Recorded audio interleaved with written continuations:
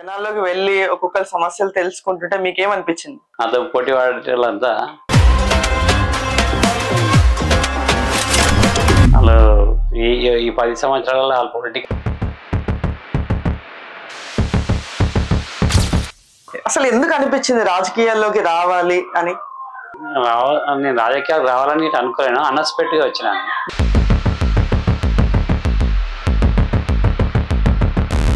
ఇంతకు ముందు మీ ఫ్యామిలీలో ఎవరన్నా ఉన్నారా రాజకీయాల్లో? అప్పుడప్పుడే మా రాజకీయాలకు మా బ్రదర్ వస్తున్నాడు. వచ్చే టైంలోనే కొంచెం అన్ఎక్స్పెక్టెడ్గా ఆయన ఇన్సిడెంట్ జరిగింది. తను లేడు కాబట్టి ఆయన ఆశలు ఇట్లా నెరవేర్చాలని కోరిక మేరకు వచ్చాను. మా బ్రదర్ చాలా ఇష్టం అండి.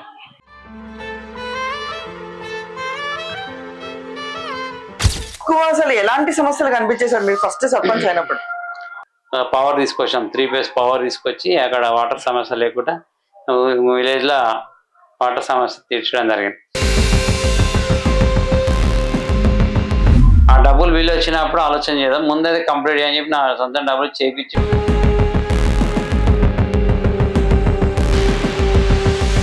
సీసీ రోడ్లు గిట్ట విలేజ్ మొత్తం కంప్లీట్ దాదాపు 90% మేమేసినే ఉన్నాయి. ఇప్పుడు మేము ఎక్కడైతే క్యాంపెయినింగ్ వెళ్తున్నామో అవే కనిపిస్తున్నాయి, కానీ ఇంకా కొత్త పనులు ఎక్కడ కనిపిస్తలేవు. నాకు ప్రజలలో ఉండాలనేది చాలా ఇష్టం అనమాట. వాళ్ళతో గడిపితే ఇక్కడ గ్రామంలో గడిపితే నాకు ఆ టైం ఎట్లా పోతుంది అనేది కనిపించకుండా ఉంటుంది.